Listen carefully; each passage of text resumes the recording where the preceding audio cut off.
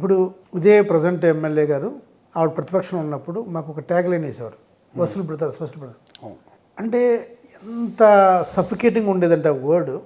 నేను నా తత్వం ₹1 ఇసిరేసేవాడిని, రూపాయి ఇసిరేసే తత్వం నాది. దానికి వసూలు బ్రదర్స్ అంటే రివర్స్ అన్నమాట.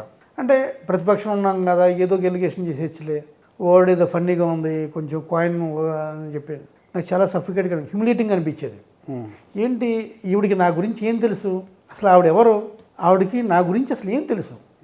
ఒక మనిషిని ఇంకొక మనిషిని ఏదన్నా మనం ఒక క్యారెక్టర్ అసాసినేషన్ చేయాలంటే ఏదైనా తెలియాలి కదా, ఒక ఇంటరాక్ట్ అవ్వాలి కదా, లేకపోతే ఇంకో మనిషి ఉండాలి కదా. ఏమీ తెలియకుండా జస్ట్ బికాస్ నువ్వు అపోజిషన్ ఉన్నావు కాబట్టి మీరు ఏది పడితే అది మాట్లాడితే అది కరెక్టా? తప్పు కదా అది. మీరు ఇప్పుడు ఆమె గురించి ఏమంటారు? తప్పు కదా. ఆమె అధికారులు ఉన్నారు. నేను ఎప్పుడు కూడా పర్సనలైజ్గా ఎప్పుడు మాట్లాడు. ఇప్పుడు మీరు చేయట్లేదంటే చేయలేదంటాం, కానీ చదివి చెప్తాను.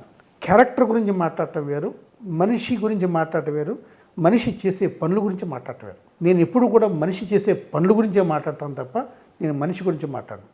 బట్ వేరస్ ఆవిడ మాట్లాడింది మనిషి గురించి మాట్లాడు, మనిషి కాదు. ఒక మనిషి ఇంకొక మనిషిని పూర్తిగా యాక్సెప్ట్ చేయవలసిన లేదు, కానీ వాళ్ళు చేసే పనులు మాట్లాడాలి.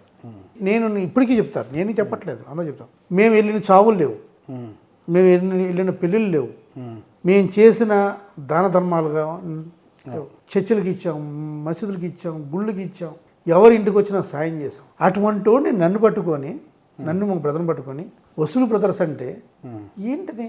అది పబ్లిక్లో ఆవిడెంత షేమ్ఫుల్గా ఉంటుంది, నాకు కాదు.